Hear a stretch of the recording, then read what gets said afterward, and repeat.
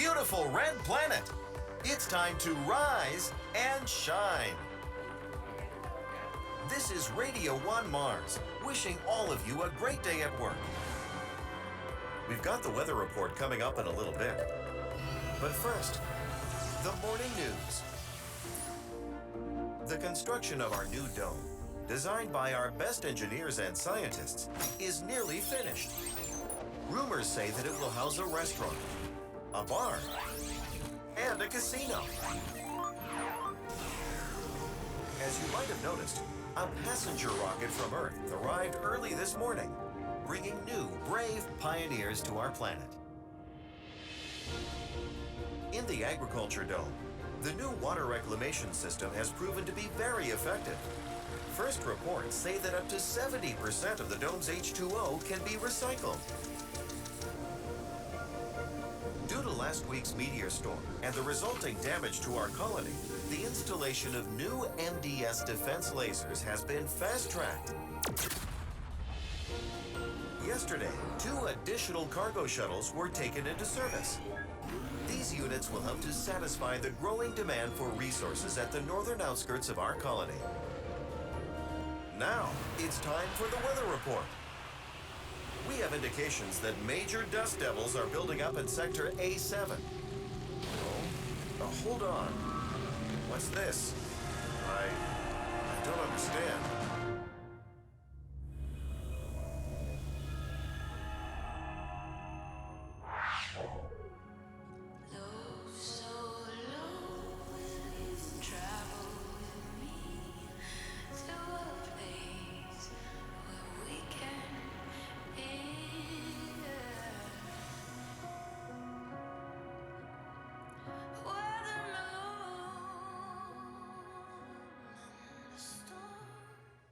Peggy 7. Hello everyone. Can you hear me? Okay. Good morning. Today I will be showing you a little bit from our upcoming survival city builder, Surviving Mars. We are going to start a new game and walk you through the process of setting up your first colony on Mars. My name is Gabriel Dobrev, and I'm the creative director behind the game. And this is Ivana Sen, who is the technical lead of the game. So the first thing that you will do when starting up a colony is to select your mission sponsor. That makes a big difference of the consequential choices that you will make, because there are different sponsors that can provide you with a lot of money, have a number of rockets, and each sponsor has something unique going for them that you can have only by using them. And this is one of the main themes that we have in the game. We're trying to make each playthrough as different as possible from the previous one. So there is a number of things that you can choose that will make your playthrough unique. And let's select one now. Let's say we take the Blue Sun Corporation maybe, and we will have 2 new rockets. And it's a pretty easy sponsor with a lot of money, which is a good thing. Hopefully we're not going to run our colony to the ground on the demo on stage. Second thing, which is also has a big influence on you, is your commander profile. And for now we're going to stick with the rocket engineer, which will give us an additional rocket. That's a very handy boost for the early days of your colony, having more rockets to fly back and forth from Earth. And let's choose a logo, and we're ready to go for the next one. Yeah. Here we get to the more sci-fi part of the game. In addition to the scientifically plausible core of the game, where we try to present as much the actual problems that you will have when you're colonizing Mars, we also have this sci-fi element, which we really wanted to incorporate, because you can't really make a game about Mars without talking of all those endless possibilities of what can happen, what we can find there, who we can find there even. This is where we don't have any limits, so this part is really not constrained by any plausibility or anything like that. And there are a number of mysteries you can experience. Unfortunately, there will be no time to actually go through one of them today, because the game takes pretty long time to unfold. So we are going to only scratch the surface on that. Next step is setting up the first, the content of your first ship going to Mars. And there are pretty significant choices that you can make here that influence a lot how you're going to approach building your colony. We're going to stick with the setup that we have already. We are taking a transport that will allow us to move resources on the surface of Mars, and a number of prefab buildings that we're going to place immediately when we get there. And the final step is selecting the landing location. You can land anywhere on the planet. There are several locations marked which are good places to land. We are not going to choose one of the good places, just so it's a little bit more fun. That looks like a great one, so let's try those. That one. One of the things that we wanted to do when working on the game was to create this special feeling of actually going to a pristine, completely new planet and leaving your mark on it. And that's why we had this sequence of you choosing the exact landing location anywhere on the planet, and there is absolutely nothing there, nothing before you. Nobody has ever been to that spot before. And yeah, close that. And here is a particular landing location that we can go to, and we can drop our rocket there.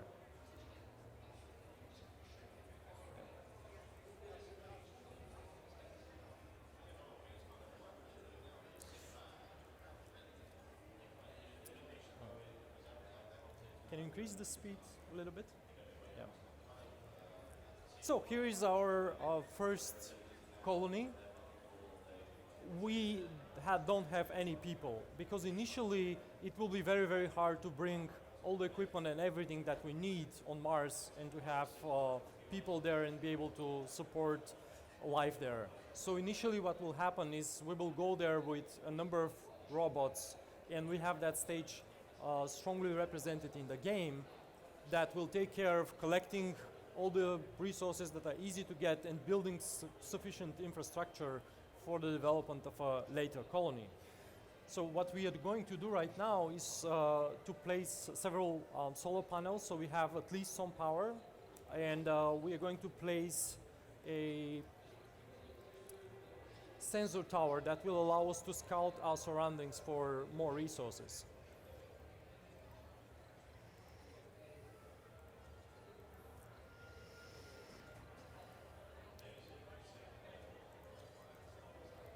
What we did right now was place 3 solar panels and connect them with a cable. And all of the systems in the game have realistic simulation of what's going on. And all the power from those solar panels is not just magically transferring to your buildings. It's being transferred by cables. And even later in the game, stuff can happen to those cables, and they can break, and that you have to fix them and take care of them. And this is another thing that we're doing in the game. We're trying to keep everything as close to the actual problems that people will have. And can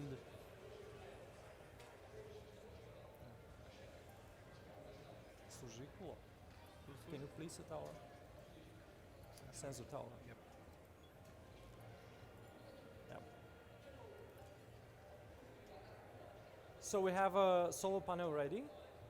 And unfortunately, our sensor tower is not yet ready. But what will happen is that during the night, we will not have any power. So this is again something that is a problem when you're out there. You don't have any of the convenience of what we have here. So there is no constant power, constant water, constant anything. And you're going to run with a number of problems like that, that there is just nothing nothing to help you in times when things go wrong. And what we're going to do now is collect a little bit of concrete. Essentially, concrete is what humanity is producing most. We are mostly a concrete producing species. The concrete is by far our biggest output as species, and we need something similar to build our structures out of on Mars. And because it's very heavy, it's practically impossible to bring concrete from Earth because we need it in such amounts that it will be just too expensive. And the current leading idea for concrete production on Mars is to use a certain type of regolith, a sulfur-rich soil that you can warm up and then use and make bricks out of. And that's what the current plans are, and we have that modeled in the game. What we did was that we placed this extractor, and it will take the concrete, take the soil, and turn it into concrete. And with that, we can actually place our first battery so that we can keep the power that we have produced during the day and have those buildings running during the night as well.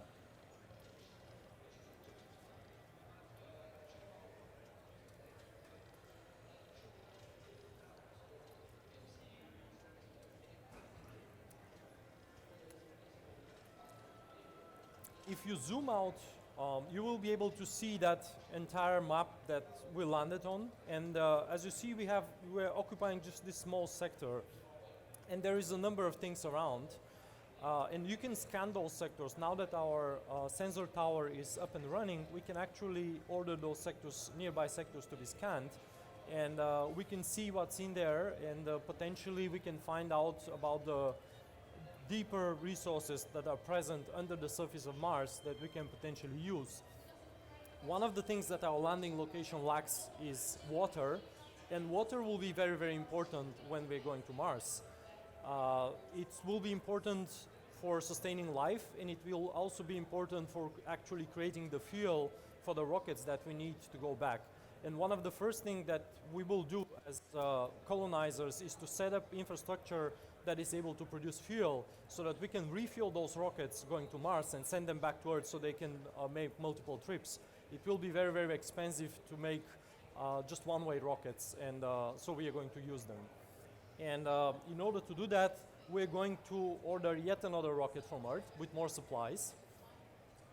So we go to the resupply menu and make a cargo rocket with a prefab of a fuel refinery and a moisture evaporator, yeah. And then we are going to take some more rovers, an explorer as well, and we're going to fill that with a number of other materials, hand materials that will be very hard to produce initially on Mars, like polymers and machine parts and electronics. And we are ready to launch. Maybe fill it up with some more stuff, yeah. Yep. Unfortunately, rockets do not arrive instantly, so we have to wait a little bit for the rocket to get to Mars. We are not simulating the full 2-year window when rockets can only go to Mars, because that will be too harsh for the player if they have to wait for so long to get their resupplies. But we are delaying all the rockets that are going back and forth to Earth. And our rocket is going to arrive soonish. Another thing that people will do on Mars is that they're going to do a lot of research of everything that they see there. So we can, if we open right now the research screen, there will be a number of different technologies, and this is something, again, tying back to the fact that we want every playthrough to be different. So all of these technologies are randomized, so what you see here is just available for this playthrough, but on the next playthrough their positions will be different, and in all those fields. So it really makes a difference what you start with and what you have available. And the first thing that we may want to do is to research that engineering technology that allows us to reduce the fuel needed by the rockets. And you see that breakthrough technologies down at the bottom that we don't have any one of right now. These are technologies that are not present in all of the playthroughs in the game. And this is, again, something that is really different. Those technologies are making big impact on how your colony is created, and typically you have access only to about a third or a quarter of all the possible breakthrough technologies in every single playthrough. So all of these playthroughs end up being vastly different, because in one playthrough you may have a technology that solves the problem with having enough power, but in the next one, power is really something that is very, very hard to obtain. And that has a big influence on how your colony develops further. There is also outsourcing. You can ask your friends on Earth to do some research for you, but that's going to cost money, and we are not going to spend money on that.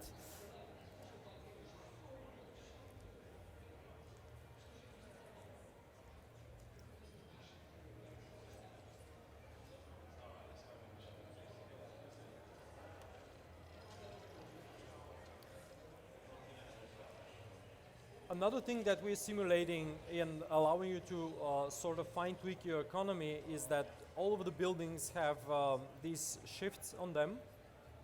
So you can choose when the building is exactly working. And since that extractor is using a lot of power, we can turn it off during the night when there is not enough power. And it will work only during the day where the solar panels are actually providing us with power. That allows you to fine-tune the use of power and later on in the game people in your economy. Our goal for this playthrough will be to actually reach the stage where we can have people on Mars. So what we're going to do is we're going to risk and start creating a dome here where we have no access to water, and we were not able to unfortunately find anywhere nearby. So let's place a dome and see how that works out for us. The first domes that we are going to build will be pretty small habitats, able to host several people, but they will shield people from the radiation and also provide breathable atmosphere and sort of more normal temperature on the surface of Mars. As you see, everything in the game is done by these small drones running around. They're actually not so small compared to people, but they're moving all the resources and doing everything for you. They're controlled by either the rocket, in this case, or special drone hubs that you can place around that take care of all the tasks that are in certain range around them. Do we have a drone hub to place? Yes. Yep, we have one. Okay, let's place that one so it covers this area. Yeah, that's great.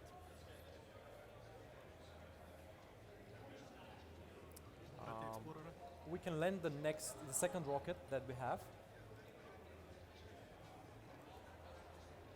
somewhere close by. Yeah.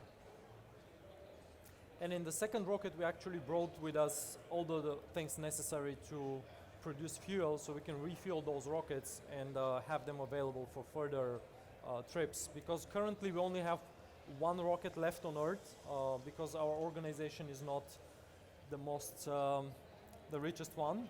So we have only one get out of jail card available, and if we use that, there will be without any way to reuse them, that will be a problem. One of the new gadgets we got with this rocket was this explorer, and we can use him to actually analyze anomalies on the surface of Mars. And as we said, this is one of the things that we'll be doing a lot, just looking around and seeing what's in there, what use we can make out of it, and so on. Okay, we still don't have any luck with the water. Nope, nothing.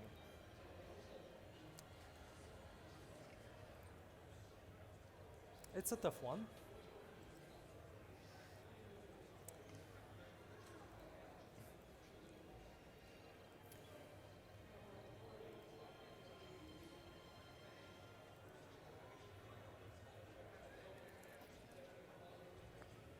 We can place now all the infrastructure that is needed for producing the fuel. So we can place a fuel refinery, which we bought as a prefab from Earth, and we can also produce a little bit of water by extracting it out of the atmosphere on Mars. The atmosphere is pretty thin on Mars, but it's close to 100% humidity. So if you fan a lot of atmosphere you can extract the little water that it contains. And this is an actual design that NASA is planning to use for small amounts of water on the surface of the planet. Sector scan. As you see, everything has to be connected with pipes and cables in order to work. I don't think that we have that one connected. Yeah, we have it. That's perfect. Just needs a little bit of power.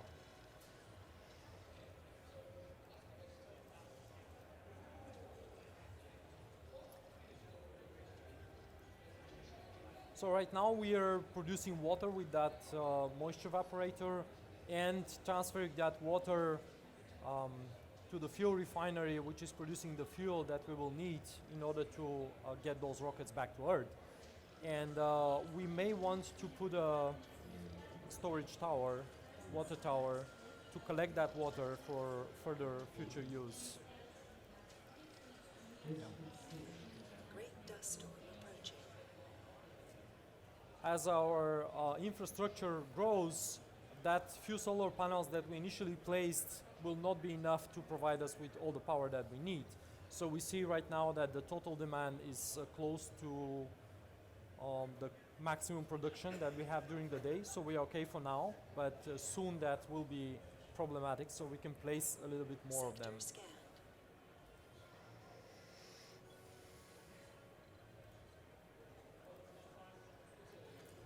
Another thing that we will want to do on the surface of Mars is to be able to sustain life, is to have oxygen. And oxygen is produced with a device called MOXIE, and that's also something that NASA is going to try on the next, they will ship a prototype of the device on the next flight to Mars with the idea to test how it works in real conditions, because it will be a pity if we actually test how it works when there is people depending on it. So they're going to make a sort of a dry run with it there. And the device is essentially taking the carbon dioxide from the atmosphere and splitting the carbon dioxide molecule to produce oxygen. And we can place one of those as well and store that oxygen in an oxygen tank.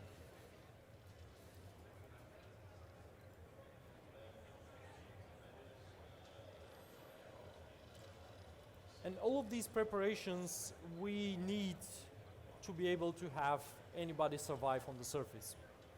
There are a number of problems, but typically it's the temperature, water supply, air supply, and the radiation. These are the main things that people will face when they're Sector scanned. trying to go to Mars.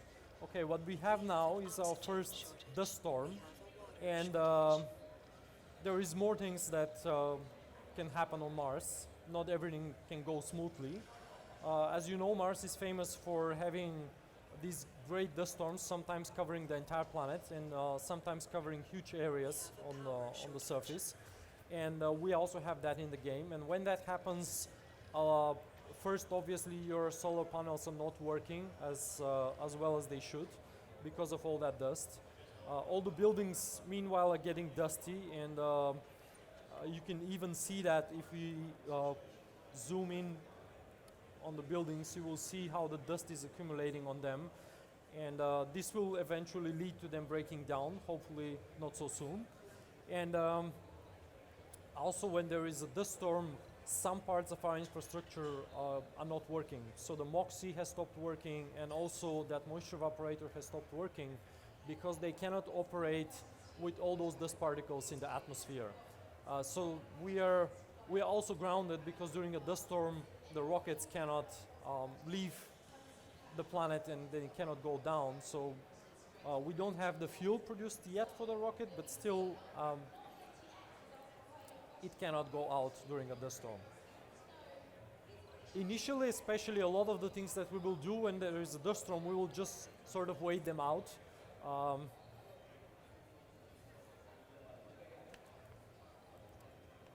And hopefully they are not going to take that long.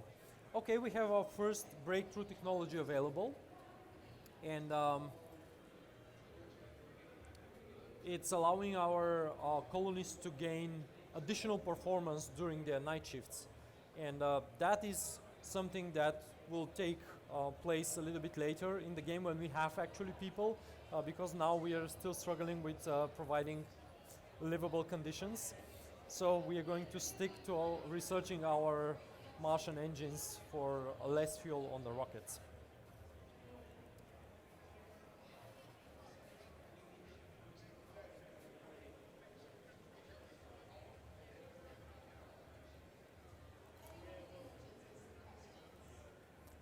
Okay, this is our dome, which is ready now, and we can start placing buildings inside the dome. The first thing that we're going to need is some place for people to sleep. So we're going to place some living quarters, and we will also need some basic things provided for them. So we are going to place an infirmary and probably a grocery, so a place to eat. Just a very shabby one, but still something. What else? We can place maybe a gym, or we definitely... Cable fault reported.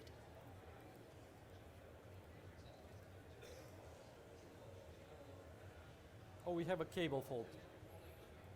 Okay, there is this, as you see, there is already a drone fixing that cable fault. And this is something that we are doing a lot with in the game. There are certain systems that initially when they fail make a huge problem for you. But since we're supposed to grow from having 0 people to a colony of thousands of people, you can't really be addressing all those problems one by one when the colony grows. So we have a lot of systems that are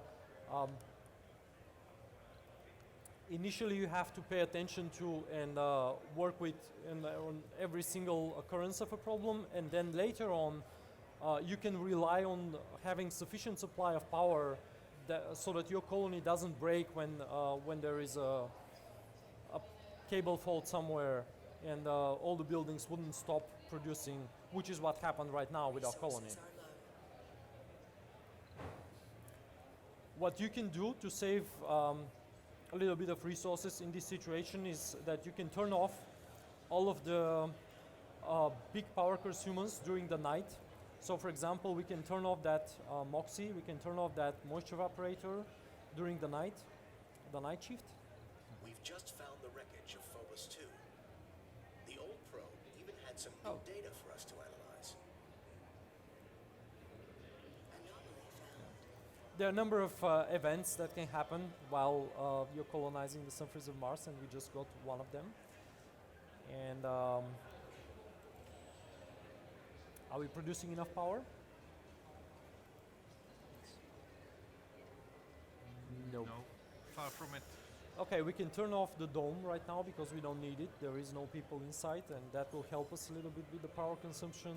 And we can also turn off maybe the concrete extractor entirely, and place several more solar panels so that we can, or even place some wind turbines, which will be way more useful during a dust storm. The winds on Mars are pretty strong, so especially during a dust storm, the wind turbines are particularly useful to provide supplementary power.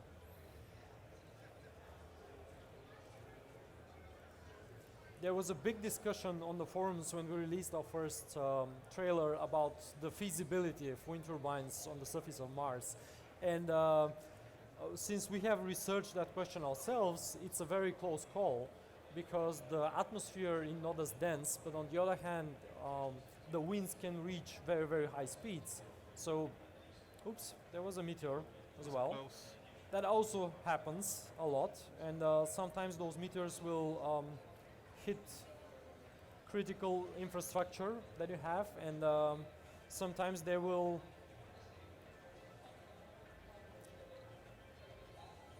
can hit even a dome and break its glass structure, but hopefully we're not going to have any of that at the moment. Still no water. yeah, we still don't have enough water, and I think it's time that we give up the idea of finding water on Mars in this playthrough, and we're going to take the backup route and place a lot of moisture evaporators. So we're going to call our final rocket and load it with a lot of moisture evaporators. Well, maybe not so many, and a Stirling generator to power them. Only one? Two will be fine. Okay. Three. Yeah, that's about okay. And maybe a prefab, another drone hub. That will, yeah. Yep, good.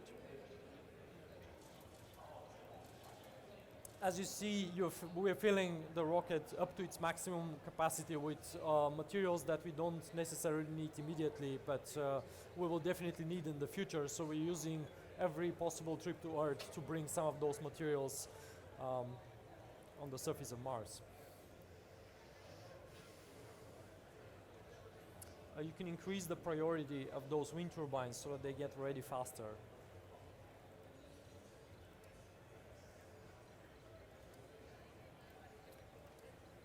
Again, if you want a very detailed control, you can actually select even the single drones and give them commands. You can order them to pick up a particular resource and bring it somewhere on the map, or go to that construction and start working on it. But, oh, that one is turned off. Okay. You can increase its priority so it gets the power that it needs. Yeah. And maybe turn off our fuel production, or yeah, something like that.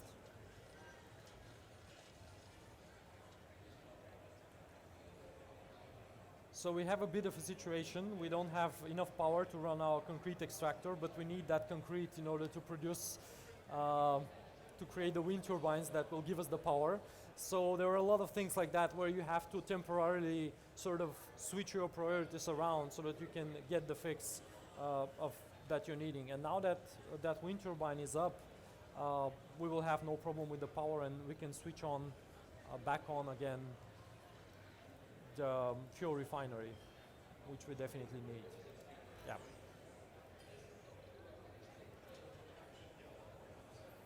Okay, how is our little dome progressing? Are we ready there? Nope. Still more concrete needed. Yeah.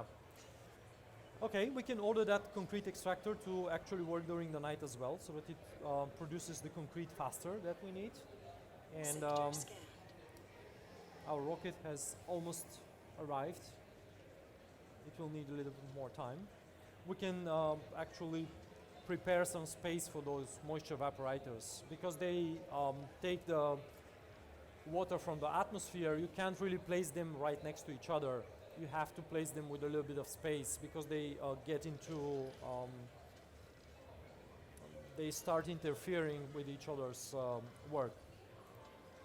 So we're going to create some space and provide power for them to work. Yeah. Okay, rocket's there.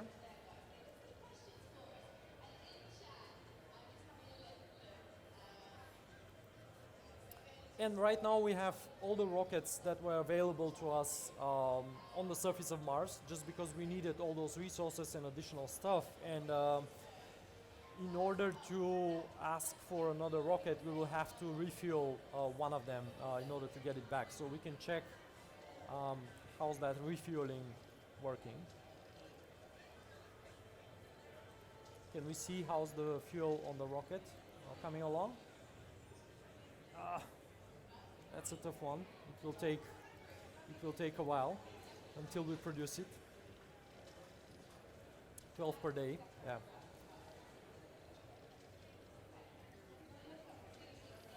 What we brought with us are those moisture evaporators, so that we can place several, and they will hopefully produce enough water for us to be able to run our dome. and have people on the surface on the planet. Не нужда. There is no need to be outside. Yeah, that's perfect. Okay, so at least we have now the water production that we'll need. We also brought with us Stirling generators, and this is a particular type of heat engine that when they're making those satellites that are going outside of the solar system, they cannot rely on solar power, because the further you get from the sun, the less power you get from it. And essentially what they do is they have these radioactive elements that are heating up, and they have this heat pump that is converting energy from heat, is producing electricity, and that's how the Voyager probes are powered with this kind of engine that also will be potentially used a lot on the surface of Mars, because it's small and it's easy to initially transport. So this is what those Stirling generators are. And the good thing is that they're providing power for you also during the day and during the night, and they don't have the difficulties of the solar powers that are a lot harder to sort of balance. And of course, you can't really produce them on the surface of the Mars, because they're very complicated machinery, at least not initially. So you have to buy them for more. 5 more minutes? Okay. Do we have another rocket? Nope. Okay, we almost got there to have people arrive on Mars. Let's try, and maybe we will have the chance. We are on. Oh, you can buy one. Do we have the money? Yeah, we have the money. Luckily, we have just enough funding, and we are going to spend them all on a rocket. Yeah, let's just take a passenger rocket. Okay, what we see here is a list of the different traits that people can have. Not everybody is the same. And here we have a number of applicants. I see 135 that want to go to Mars. And they all have different specializations. Some of them have professions and some of them do not. And of course, the first people that will go to Mars will be highly trained specialists. So what we want is, we definitely want scientists, and we definitely want botanists in order to grow the food there. And we can go back and see what else do we have in the perks. And we can have probably take all the workaholics that we want, that we can get, and maybe some survivors. Yeah, hippies and party animals are for a little bit later in the game. But every single person has a number of those traits, and they interfere with each other. So for example, your a scientist might be also an alcoholic, or your botanist might be also a hypochondriac, and he may want to go to visit a clinic every now and then in order to feel that he's fine. So these are the sort of the first, this is the first glimpse of the society that later on you will be building. And we can actually review the exact people, and this is the list of the applicants, and you can handpick exactly who you're getting, and we can look at some of those. So we have Erwin Morgan is a geologist that we want to take, and we have let's just take a look at one of them. And so this is Caroline. She's French, and she's a medic, and she's also a survivor. That makes her a good fit for the initial settlement on the planet. So you just you can just press back and use the launch, so that we take the first 12 of those. Yeah. And we can turn on that dome, because we're going to, need that.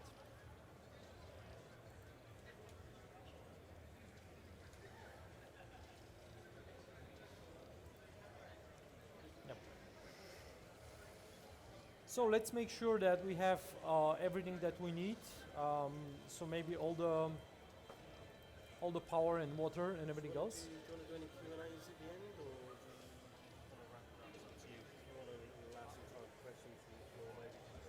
Okay, while we're waiting for our rocket with the first colonists, if you have any questions, I will be very happy to answer them. Okay. Any questions? Yeah. Okay. Let's see our first colonists, and I will quickly show you then how the colony looks quite late in the game, and potentially show you the point that you can reach. But unfortunately, those rockets are not flying very fast from Earth.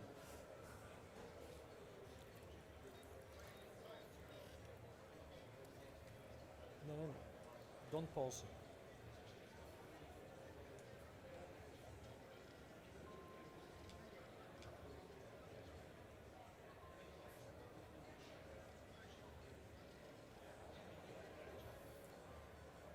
Can we see if we have everything inside the dome ready for when the colonists arrive? Or we can place a hydroponic farm also, because we may need the food for that one. It's in the life support. Yep. And we definitely want to place a park.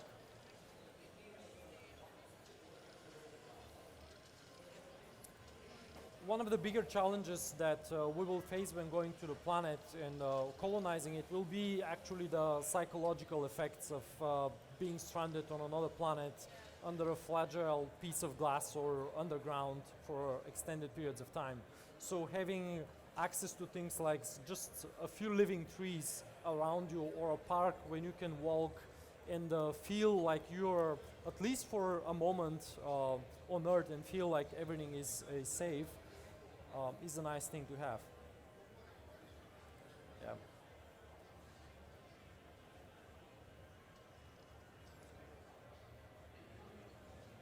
Here are first colonists arriving, and Milestone achieved.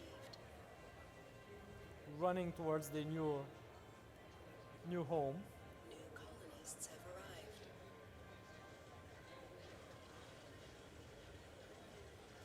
As you see, they were jumping in these big straits because the gravity on the surface of Mars is around 40% of the Earth's gravity, and apparently you can run there with about 40 kilometers per hour. So it's pretty crazy how fast you can go by making these huge jumps, and there will be, I imagine, a lot of interesting disciplines when people start going out there. And this is our sort of first colony working. As you can see, we have people, and we have everybody happy working there. We can load a save game that I quickly want to show you what.